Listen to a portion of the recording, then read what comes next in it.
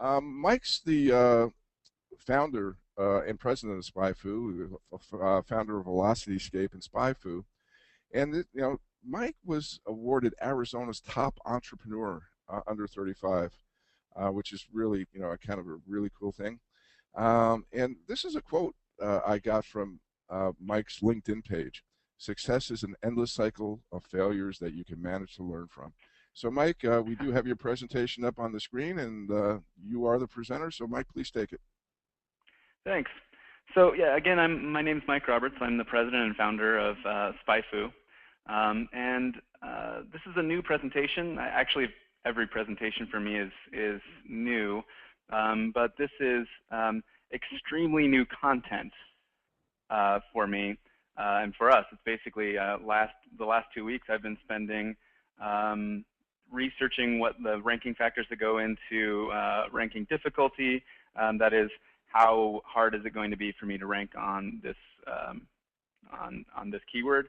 The results of that research are just today, as of like noon, live on the site. So I thought it would be cool to do something extremely timely. It's not exactly just a demo of SpyFu, which is what we had sort of talked about, but it's basically about as cutting edge of research as you can possibly have. It's very, very, very, very new. Real quick, let me tell you about SpyFu. We were started here in actually Scottsdale or Cave Creek. I was actually up in Tatum Ranch. Since this is a local crowd, you guys may know where that is. And we were founded in 2005. The original product was actually called GoogSpy, and we changed that name to SpyFu when we launched the new one. We're actually the very first competitive intelligence tool. Prior to SpyFu, you couldn't, if you wanted to know which keywords your competitors were buying or on Google AdWords or ranking on Google, you would basically do guess and check. And so when we put that first product together, it's the first of its kind. Since then, we've been in the space, like I said, for 6 or 7 years, and we've continued to evolve. Well, it's not so much just about getting those keywords anymore, is it? It's about figuring out which ones represent the best opportunity, and which ones I actually going to be profitable on. We want to tell you what you're going to be able to rank on, which ones you're going to be profitable on before you even start, so that you're not wasting your time and spinning your wheels. One thing to note is that we do no consulting. We make all of our money on basically people paying $79 a month to use our service. So from an SEO perspective, so that's the audience, we also, of course, do AdWords, and we specialize in that as well. But from an SEO perspective, the things that we're really good at, what we've really nailed, are how to win SEO budget. We have a platform of reporting called SpyFu Recon reports that basically were designed from the ground up to make you, the SEO, look like $1 million. The idea is to explain the value and highlight the opportunity so compellingly that clients won't just love the work that you do, but they'll want more of it, right? And then at the end of our presentation, we sort of just say, well, here's what your competitors are doing. They're acting. Now get to work, right? So that's how the whole, the whole SpyFu Recon document is structured. And when we tell them the value and we highlight the opportunity, we don't talk to them in terms of just ranks and clicks. We actually translate those things into dollars, and we do a really great job of it.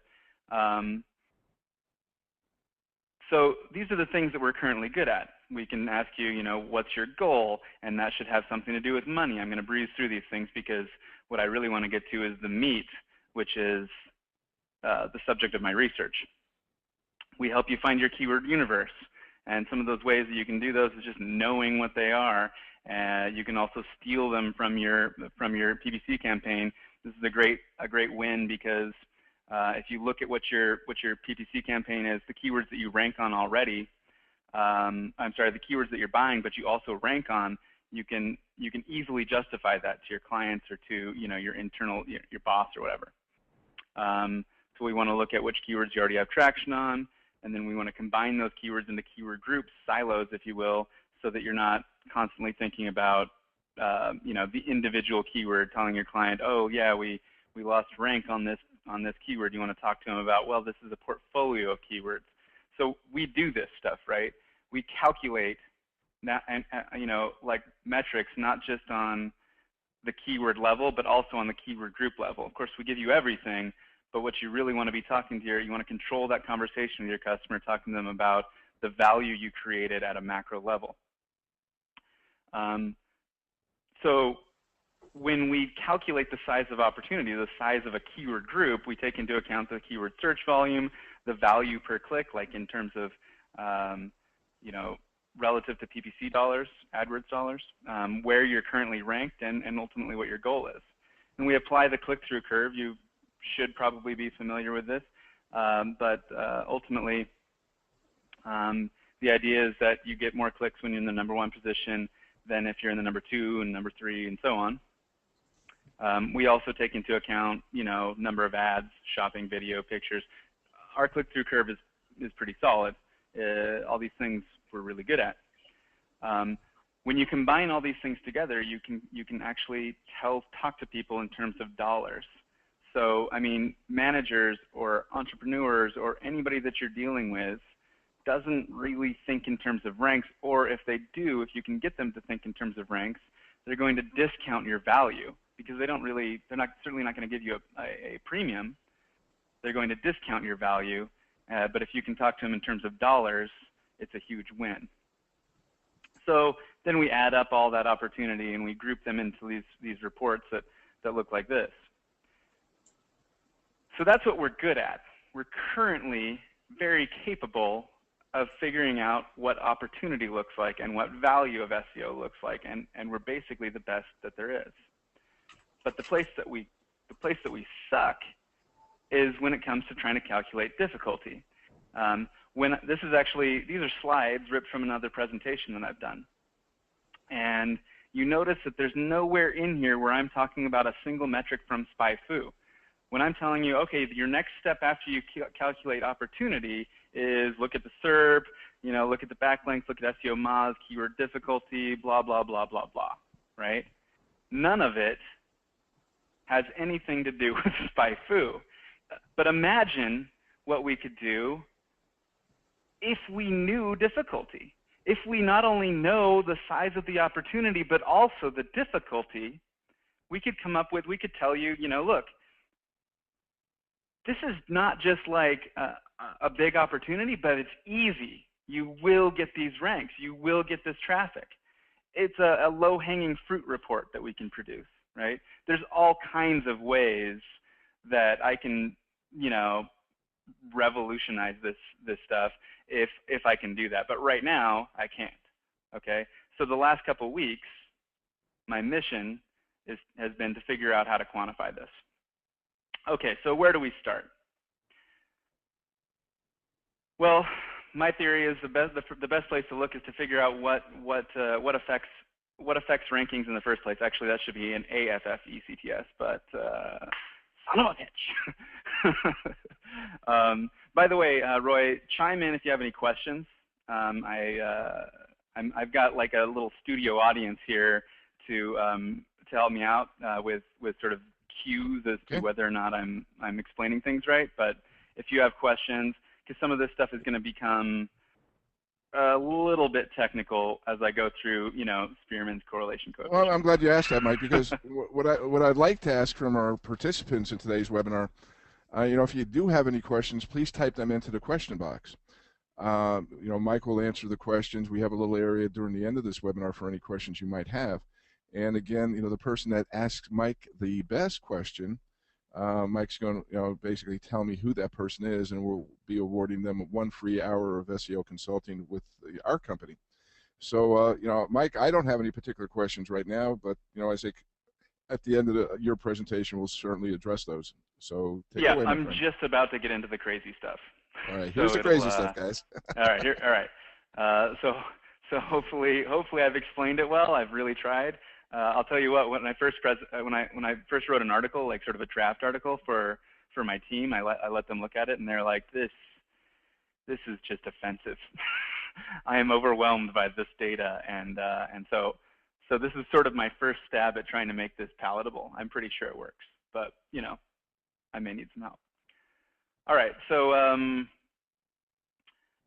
let's see. Okay, yeah, so basically I want to figure out what affects rankings in the first place, particularly the things that I can currently, you know, measure, right? I wanted to start out with the stuff that's visible on the SERP page, because people talk about that. It's like the first thing you do as an SEO is you actually scan the page, and there's a lot of what almost seems like it's expert knowledge, but it feels like to SEOs, it feels like instinct. You look at it and you're like, oh, instinctually I know that this is a more difficult keyword to rank on, but what are those cues? And in my experience, when you have this sort of expert knowledge that feels like instinct, if you can put any amount of that into code and then do it like a billion times a second, you've got like the makings of a great algorithm. So so here, anyway, let me talk about my methodology real quick. In order to figure out what ranking factors, what factors, you know, what metrics affect rankings, what I do is I take each individual metric, like keyword and title, and I reorder the top 50 search results as though they're the only factor that Google uses to sort the search results. So if one through, you know, if the keyword is in title, you know, twice, then, you know, okay, then that's the #1 result, and down at the, you know, down at the bottom, there's no keyword in title. So if that's what we pretend, and then what we do is we compare that to the way that Google actually does rank it. So it kind of looks like this, right? So this is keyword hits in title. You see this this column right here. I actually don't have the actual text here because it would be really wide. But ultimately, this is the metric for keyword hits in the title. For basically what I'm saying when I say keyword hits, I mean it has 1 gallon beverage dispenser. 1, 2, 3, 4. That means that there's so it's not an exact. In this case, it's the number of times that there's a partial hit. So then we sort them, right? And then we compare these differences. And the way that we compare the differences is using what's called a Spearman's correlation coefficient. And so technically, if you know about Spearman's, this sort order isn't exactly right, but it gets the point across. You actually have to account for ties, but we do. When I apply this methodology, I can see a correlation between certain metrics. And these are not super strong correlations. I should explain real quickly what a correlation coefficient looks like. It ranges between -1 and 1. And 1 is basically, that is the exact same data. 1 means that's a perfect match. It's not necessarily the exact same data, but if we got the Google search results in the exact order that Google put them, we would have a correlation coefficient of 1, okay? If we have our data completely backwards, then we would have a correlation coefficient of -1. If we have a correlation coefficient of 0, that means it's pure white noise, right? So these correlation coefficients are relatively small, but they also have a small margin of error. So what we're looking at here is, when I say 0.1, that means it's not like a very strong signal. Google doesn't rank their search results exactly based on result is homepage or number of keyword hits in title, which we know intuitively. But what I can say is that with a, you know, maybe a plus or minus of you know, this top one could maybe range between 0.09 and 0.11. It's actually a smaller margin of error than that because I'm looking at like 65,000 rows of data, so it's pretty huge. So anyway, what we found was that of the things that you can see on the SERP, result is homepage is the biggest, keyword hits in title is the #2. But what I found interesting here was that keyword hits in the URL was very small. I've always heard that keyword hits in URL is a big deal. I'm sorry, putting the keyword in the URL is a big deal. And what I want to point out is that keyword hit, this particular metric, keyword hits in URL, actually also contains exact match domains, because I'm looking at the full URL. So if it's an exact match domain, that's also in there. So this thing should be dragging this number up. So I wanted to drill down deeper into that and see, like, is that true? I mean, I'm double checking my work. I've always heard that that's actually kind of an important thing. So I drill in, right? And here's the domain only. This is exact match domain only. And this is the URL without the query string. So really not a big difference between the full URL. So this was, see, this is this 0.05 and this is this 0.05. Those are the same ones, okay? Number of keyword hits in URL. This would be number of keyword hits in URL. But then when you drill down deeper, it's like putting it in the path is as close to white noise, or putting it in the subdomain, or literally not even the first level of the path, but like anywhere in the path or the page name or the query string or anything after the domain is nearly white noise. Because remember, this might be a plus or minus of 0.01. So it's very, very close to zero correlation. But there's nothing to say that it has a negative impact. It's just that refactoring your URLs so that they have the keyword in them probably isn't the first order of work. You could spend a lot more time getting the right titles, I mean, or whatever. But there is some evidence that putting the keyword in the query string could potentially, I mean, there's a negative correlation with it, right? It's a very, very small negative correlation, but it's a negative correlation nonetheless. So what that means when I say negative correlation is it may actually negatively impact your rankings. Probably not going to negatively impact your rankings, but it could. It's associated with low ranked keywords, or low ranked results. Okay. So I wanted to find out, and this is like, you know, sort of what I do, is I want to figure out whether or not I can combine any of these factors, these on-page visible things, together to make a super metric, right? And in my experience, I've done a lot of algorithms and stuff like that. Usually, you actually don't do much good by combining things together. Usually, if it is good, it's like 10% better.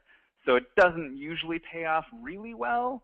But you know, I search for those needles in a haystack. That's what I do to try to make everything that we do better.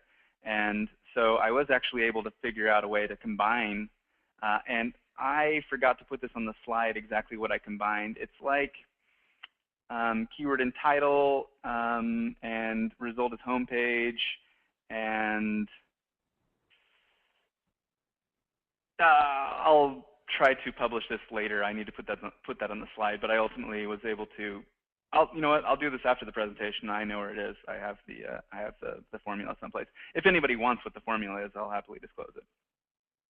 But anyway, I was actually able to combine several of these on-page signals together to create one that actually correlates better. 30% better than the best one. So that's cool.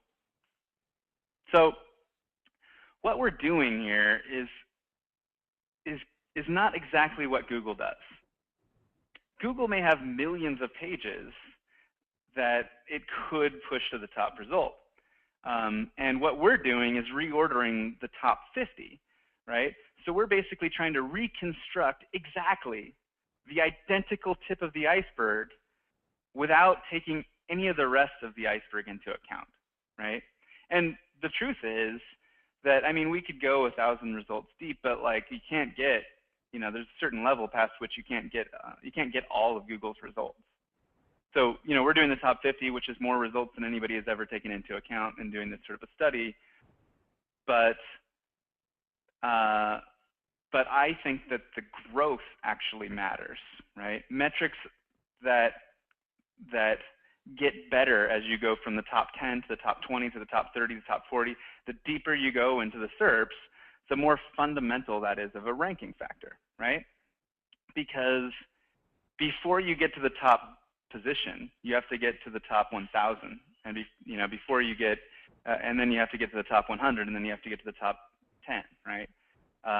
But if you really want to understand the way that Google ranks, you need to try to predict, deeper down the results than, the top 10 or the top 30 or the top 50 or whatever. So I look at growth, okay? And you can look at this, and this is basically, what this is the correlation coefficient plotted based on, okay, so this is the top, let's see if I can see my mouse, top 10, top 20, top 30, top 40. So ones that are, these guys that are going up and to the right are actually getting better at predicting Google's rank, or Google's results as you consider more and more of Google's documents. And the ones that are going down and to the right are getting worse and worse.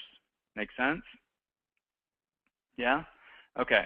So what this means, and this sort of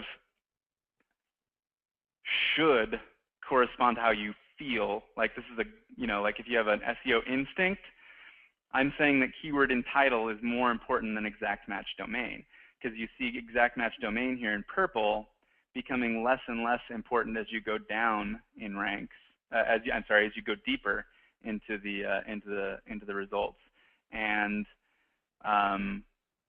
then you have, for example, number of keyword hits in title going up pretty rapidly. Not very actually important at all in the top 10 or the top 20, but as you go deeper and deeper, it becomes more and more important. So I think my argument is that that's a more fundamental ranking factor. So here's another way of looking at these things. And you can sort of visually see as a heat map how these, each of these on-page or insert metrics sort of grow and how they are relative to one another.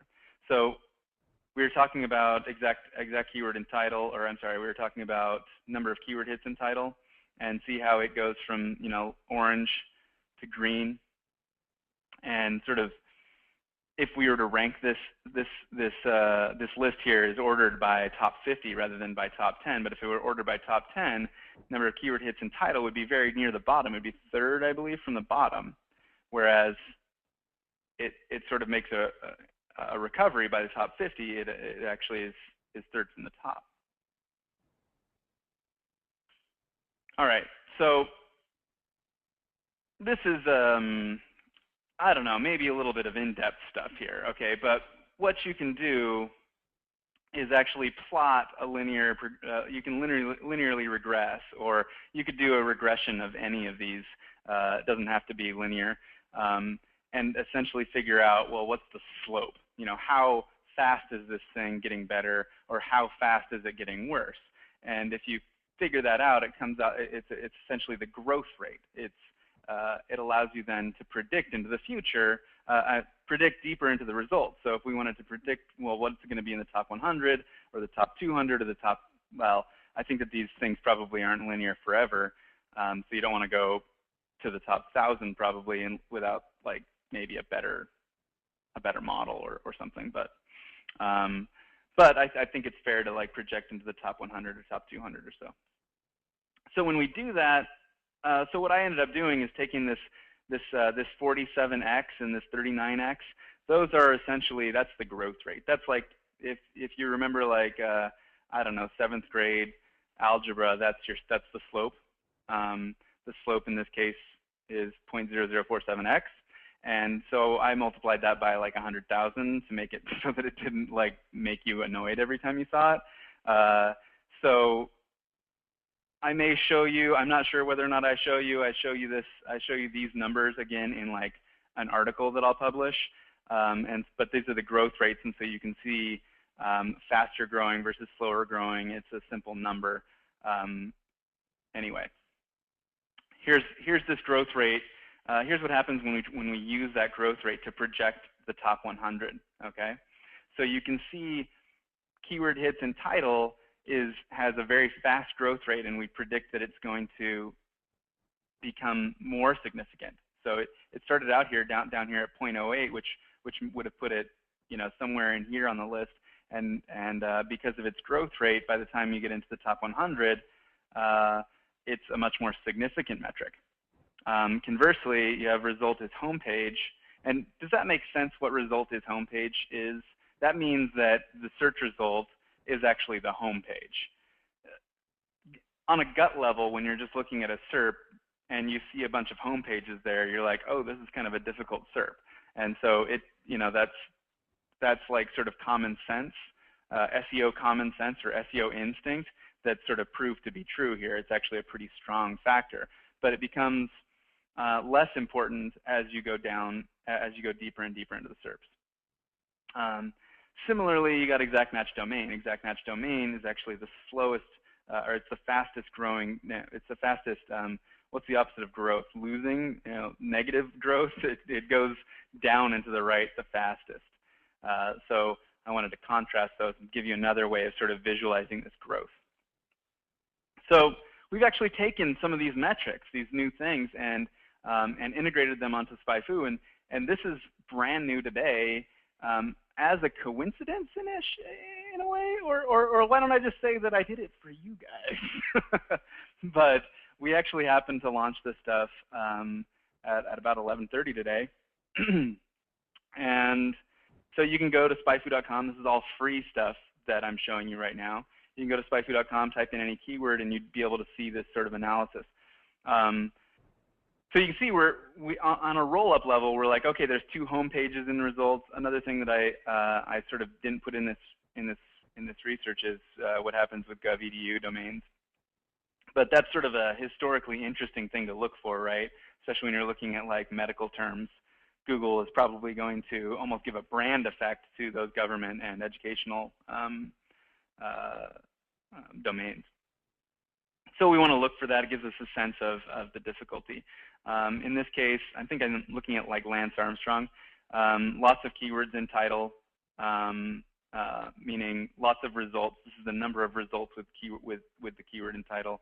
Lots of results with keyword in URL. So it's a relatively well optimized page.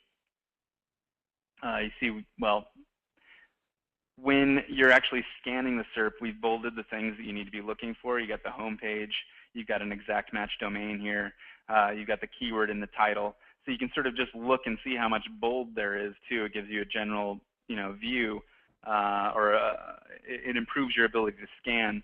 You've got the keyword in the URL here. Actually, I didn't actually call that one out, but you see them here. In cases where you've got 2 results in the same SERP or more than 2, you can see that here. And we also added to this thing the position-based click-through curve. I think that's, it's funny that we've never done that before because everyone's always like, take all these keywords and put them into a spreadsheet and do this really annoying calculation that's not even, that's based on like 2006 AOL data, which is the most annoying thing that you ever have to do with keywords.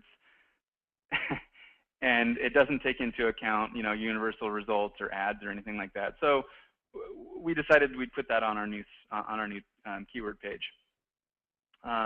One other thing that's sort of note here is this domain diversity, and that basically shows you how many different domains are on this individual SERP. Okay, so the next thing that I wanted to look at after looking at the stuff that's visible on SERPs is domain level metrics, right? So you got like your backlinks, you got you got PageRank, so on, that type of stuff. So when we did these, I pulled in a bunch of Majestic SEO stuff. I was also going to pull in SEO Moz, the same metrics from SEO Moz and the same metrics from like Ahrefs, but I did just because I wanted to see how hard I wanted to work.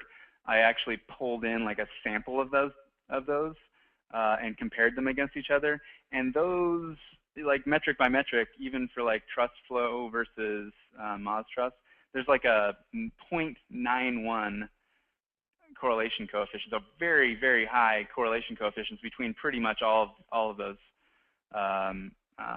metrics. So I was like, well, then I'll just pull in one and see how those metrics perform, and if I need to do the other ones later, then I guess I will, but it saved me a little bit of time. So the best metric is trust flow from Majestic, followed by, this is interesting, just straight up domain age, and that's a metric that we pulled from the SpyFu database. At SpyFu we have like 79 months of history, so you can actually look and see. Well, actually, you currently can't, but I can. You can see, every keyword that any domain ranked on, 6 years ago, and anyway, this domain age thing is actually just the first time that we saw a domain show up in the ranks, show up on any search result, even if it was an advertisement. And so that domain age was almost as good as trust flow in predicting Google's rank. I thought that was really, I was surprised, almost annoyed because it was so simple. But yeah, because I don't know, you just don't really want to believe in the whole domain age thing. And it's not exactly the same as how long ago it was registered, right? It's like actually how long it's been kind of trusted by Google, if you like, if you want to think of it that way. Okay, so we also looked at backlinks, and then you see that domain page rank is the lowest performing. If you pay close attention to this stuff, that's not a surprise. But I mean, everybody uses PageRank, I think, or not everybody, but I mean, you find yourself doing it even though you don't want to. Anyway, there's a lot of metrics, even domain age, that beat PageRank. Okay, so you could happily probably replace your, your domain PageRank, dependency with damn near anything. Okay, I wanted to throw something into the mix. Before I even sort of thought of doing this experiment, I came up with a metric my own, and I wanted to see if I could, predict ranking results based on actual performance in the SERPs without taking into account backlink data. My idea is that this would be a good metric to combine with other metrics. I was like, oh, this is going to be great. I'm going to look at these, backlink-based data points, and actually eventually combine a SERP performance metric at the domain level with those things to make a better super metric. This domain strength it's not like a straightforward equation that I can just lay out for you. It's actually algorithm-based.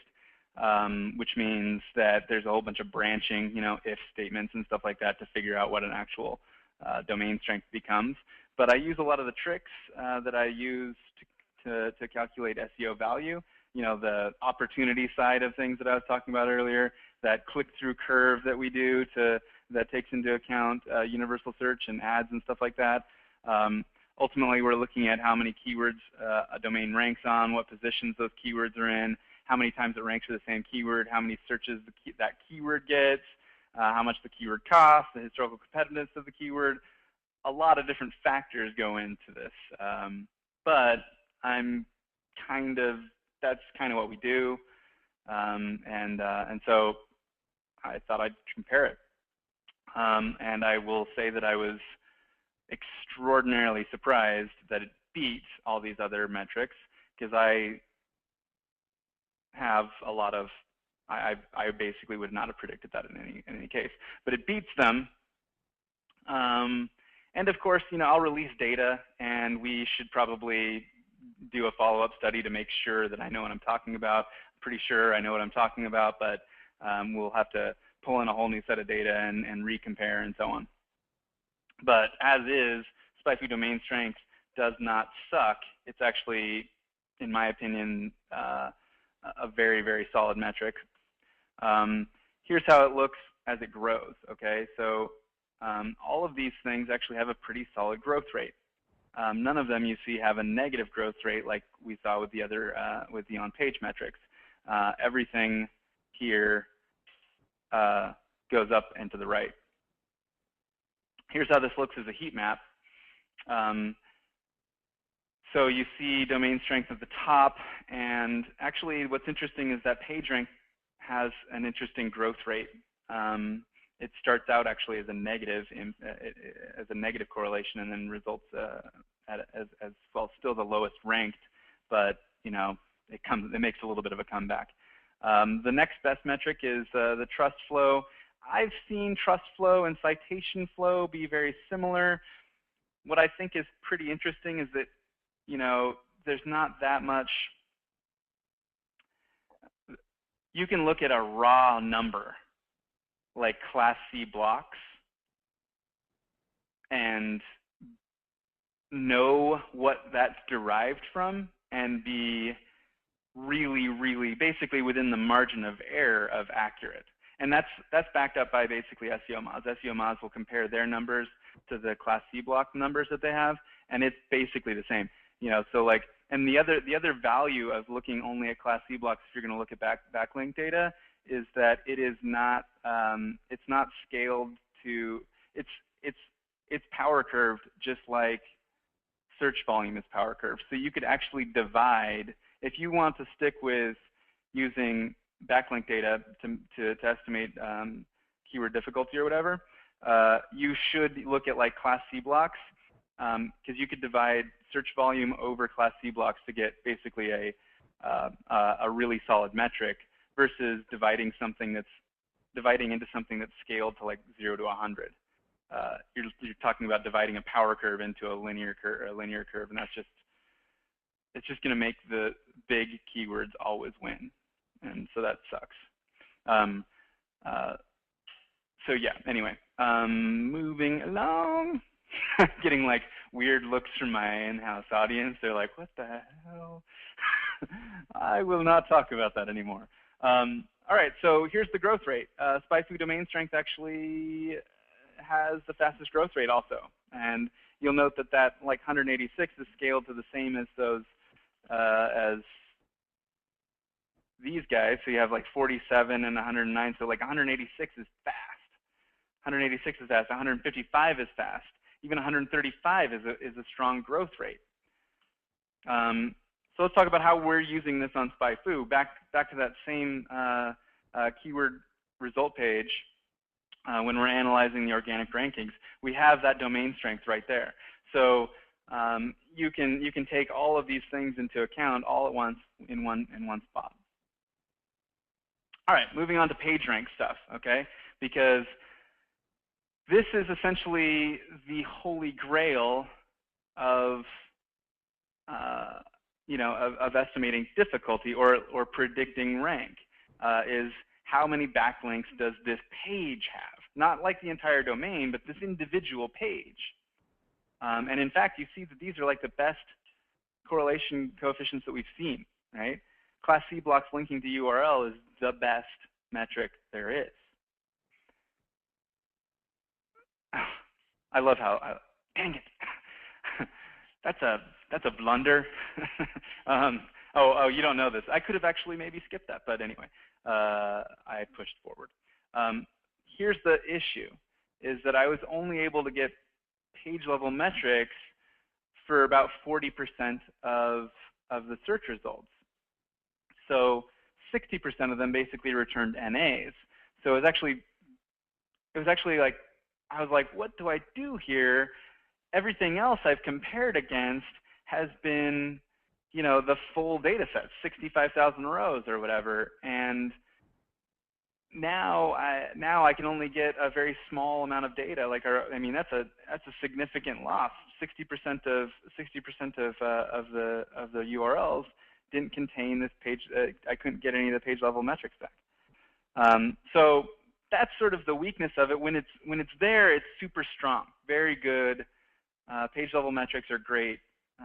Class C blocks linking to URL is outstanding. Even URL backlinks, anything's really good there.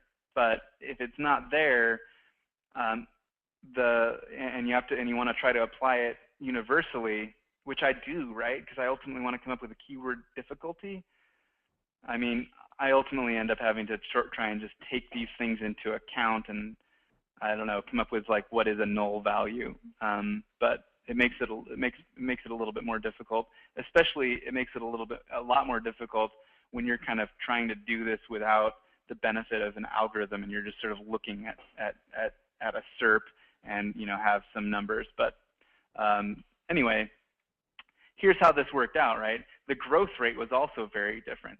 The top here we have, this is the best case, right, where we filtered out all of the rows where we didn't have page level metrics, and down below is the full data set, and you see that you're going from yellow to green or red to orange. Basically you're getting colder or whatever it is, you're getting better as you go from top 10 to top 50, whereas the opposite is true when you're doing this with the full data set. And that actually makes sense, right? The further you go down the search results, the less likely they are to have page level metrics, because those are like, those pages are just not as popular, probably. I mean, just statistically speaking, you will end up having less data points on those.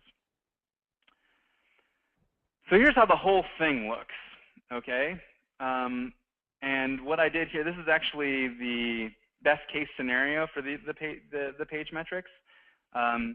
So what I did was I tried to combine several of these data points to come up with like really the foundation for my keyword difficulty stuff. I wanted to say, okay, what can I actually do to really do the best job I can? And you see there's a big jump here between the best individual metric and then the best and then just this set of super metrics. So I was actually able to come up with 4 super metrics that all outperformed everything else, even basically the page level metrics on their best day, right? I can actually apply on-page signals plus domain strength, right? Or basically it's like on-page signals times domain strength, taking no page level metrics into account whatsoever, and actually beat the page level metric, okay? So the very best, the holy grail, the perfect metric, right? The page level backlink data is not as good as on-page signals plus domain strength, which is actually a fairly huge surprise to me. Of course, we can make it incrementally better by taking on-page signals, domain strength, and then these page level citation flows, what I actually used, which is right someplace. Where's citation flow? Oh, there it is. So I maybe should try that with Class C blocks. That would be kind of cool. It didn't occur to me to do that at the time, but I should probably do that to see if I can actually really do well. But yeah, anyway, so that's kind of the big surprise for me, is that I was able to like beat those backlink metrics. Here's what this thing looks like as a big old heat map. So you see that there's pretty good growth in all of these top metrics. They're not like slow growth. Here's what that growth looks like if we were to project 200 results deep. Because this growth here for these guys is actually stronger than the growth here for these guys, this separation becomes nearly 50% once you project further down into the SERPs. So how are we using this? Basically, so what I did is I took these metrics and effectively used them to calculate the keyword difficulty. This is the end of my mission, right? There's actually a few steps in between, but I'll save you the horribly boring math part there if you're not already horribly bored by the math. So you look at the same search page that I was talking about. And we got ranking difficulty right here front and center. We also have it integrated, you've probably seen it before, into the organic search SERP analysis. One thing that I didn't mention before, but this is really interesting for the Martha Stewart one, is that we have these social domains. And so, surprise, surprise, Martha Stewart's on Pinterest. I would be interested to see how this affects. I've actually looked to see how this affects the SERPs, and I can't find an exact pattern yet. I've actually looked to see what social in the SERP actually does. but it doesn't. It's not like having Pinterest. Pinterest doesn't necessarily rank high on the SERPs, and Twitter doesn't necessarily rank high on the SERPs. I actually believe there is. I did look and see. Oh yeah, is result from Wikipedia. So this isn't that strong of a signal, and it trends downward. I use that as a bit as a baseline. So I want to figure out a way to algorithmically incorporate social and domain, or social and SERP, but I can't quite. But you could, you've got that gut level instinct as an SEO looking at this. Oh, okay, marthastewart.com, marthastewart.com, marthastewart.com, Wikipedia, Martha blog, Martha Stewart weddings, and then Pinterest and Twitter. It's like, okay, it's going to be hard for me to get above those, right? And then you look here, and there's 30 marthastewart.coms in the SERPs. See, your domain diversity is like 39.6%. So that 245 is a really high keyword difficulty, and so we captured it well. But I feel like, looking at these social signals and domain diversity could potentially improve. You could use that to hone your skills. But we provide it. It's just that I haven't captured it in an algorithm yet, and so that's sort of what I'll be working on.